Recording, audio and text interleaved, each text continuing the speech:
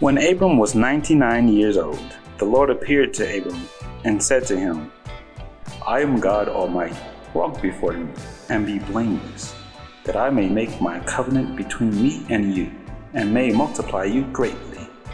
Then Abram fell on his face, and God said to him, Behold, my covenant is with you. You shall be the father of a multitude of nations. No longer shall your name be called Abram, but your name shall be Abraham. For I have made you the father of a multitude of nations.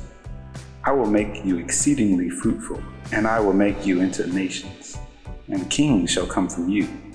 And I will establish my covenant between me and you and your offspring after you throughout their generations for an everlasting covenant, to be God to you and your offspring after you. And I will give to you and to your offspring after you the land of your sojournings, all the land of Canaan, for an everlasting possession, and I will be their God. And God said to Abraham, As for you, you shall keep my covenant, you and your offspring after you, throughout their generations. This is my covenant which you shall keep, between me and you and your offspring after you. Every male among you shall be circumcised. You shall be circumcised in the flesh of your foreskins, and it shall be a sign of the covenant between me and you. He who is 8 days old among you shall be circumcised, every male throughout your generations, whether born in your house or bought with your money, from any foreigner who is not of your offspring. Both he who is born in your house and he who is bought with your money shall surely be circumcised. So shall my covenant be in your flesh, an everlasting covenant. Any uncircumcised male who is not circumcised in the flesh of his foreskin shall be cut off from his people. He has broken my covenant.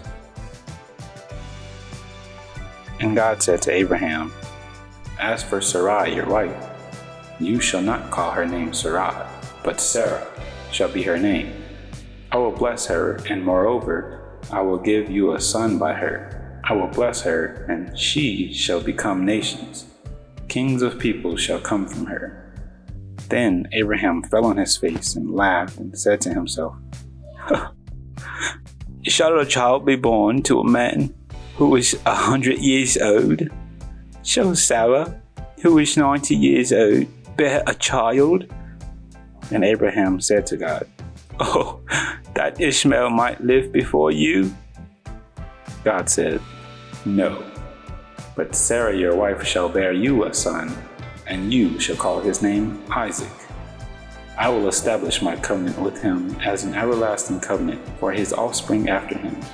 As for Ishmael, I have heard you. Behold, I have blessed him, and I will make him fruitful and multiply him greatly. He shall father 12 princes, and I will make him into a great nation.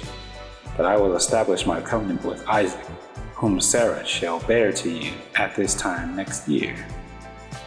When he had finished talking with him, God went up from Abraham.